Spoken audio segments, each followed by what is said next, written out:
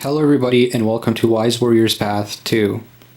I just wanted to re-upload my video because I wasn't satisfied with the last upload. There was just some information that I thought I needed to add, so I decided to take down the video altogether, re-record it, and re-upload it with some information that I thought the viewers could enjoy. So let's just get down to the video and present to you the sword. So the sword that I have right here is the arming sword, or aka knightly sword. Now you can see straight off the bat that it has a cross guard, the main characteristics of it, and it has a straight blade with a pointy edge, and it is a double-edged sword, and it has the cross guard and a very strong pommel. So you can see these swords can particularly have fullers, but mine does not have a fuller. This sword right here would have been made particularly for hacking and thrusting, and it would have done excellent in both. The one that I have has a little bit more of a rounded edge, but still would do the job on lightly armored opponents. It would have been made more for hacking. Now you can see right here when I use it, it is a very versatile sword. Now the sword is not too heavy, but it is heavy enough to cut a man in two. The sword that I have in particular has a little bit of a longer handle, so you can use it just a little bit with two hands if you really need to cleave it out. But it is generally a one-handed sword. It comes from a sword that I actually broke on a buckler that I'm going to be showing you very shortly, and it was a very nice long sword that was of a Spanish origin with what looks like kind of a German hint to it. And it is actually 24 inches long, believe it or not. And the actual arming sword would have evolved from the Roman Spatha. And the Roman Spatha would have been a sword that the Romans would have used that would have been just slightly longer than the gladius.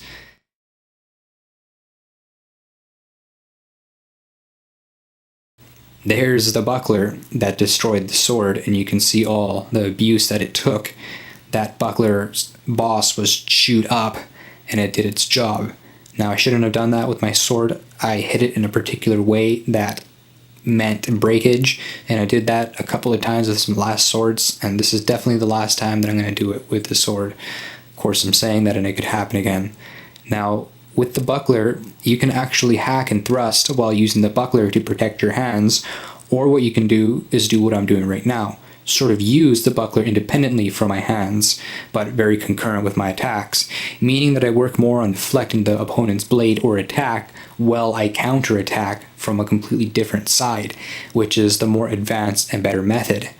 Now, the sword and buckler would have been very essential. It is a very ancient combo because the buckler would have been around like since forever. Since shields have been around, the buckler or things like it have been around because of the simple design it has. And a sword would have always went with it, or a spear, but more a sword because of how light it is. A spear would have been good with a bigger shield, or even a good shield like a buckler would have been good with any spear, except a long pike or a Greek sarissa. Now you can see right here that the shield is of a basic construction material, and I just put it together, and it shows you that you can recycle old stuff and make something that's valuable to you or good for your training or for building endurance.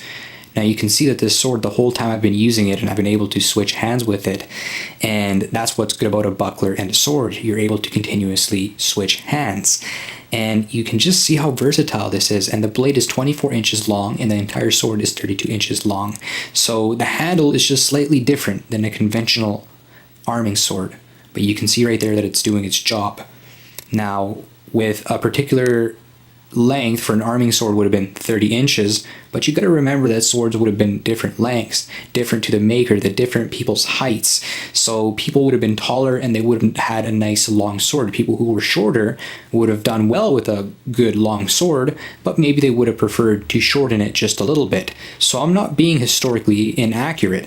People would have used whatever. But today we just got an idea of what these swords look like, so we recreate them. They don't have to look exactly like how Hanway makes them, or Cult of Athena, or Cold Steel. It's just whatever you used, whatever you made, whatever came out. If you screwed up on the steel and you made a shorter sword, or you needed to make a shorter sword, it would have worked. But either way, the sword's shape, the sword's length, the sword's handling is roughly the same. to slightly longer or shorter versions. So that's just one thing that people should know. So if you have a sword and it's just too long for you, maybe you should try cutting it down and moderating it, having it custom made to you, or giving the person who's going to sell you the sword some measurements and seeing if they can do something with that, and they possibly could. And that is just something for people to know.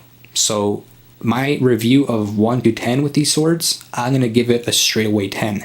These were excellent swords that would have been used from 1000 AD to 1500 AD, and depending on the styles and the moderations, because the Vikings would have had swords that were just like these swords but with different guards, of course. This one has a cross guard, and mine in particular has just a little bit of a longer handle moderated from another sword. So it also just shows you, do not throw away your old swords, recycle them, because the point of this sword, which in reality I lost like 11 inches to it, that's how much longer this sword would have been, 11 inches.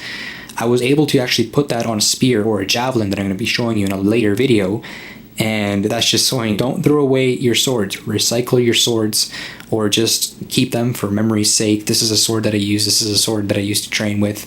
It's just a little bit of memorabilia from your youth, or when you had a really good sword. So for Wise Warrior's Path 2, thank you for watching the video. I hope that you enjoyed the additional information and this particular audio recording that went with this video. And the reason why I added more background to it was just to make it look fun and kind of take away from the mundane backyard that I have. So until next time, once again, take care and goodbye, and God bless you.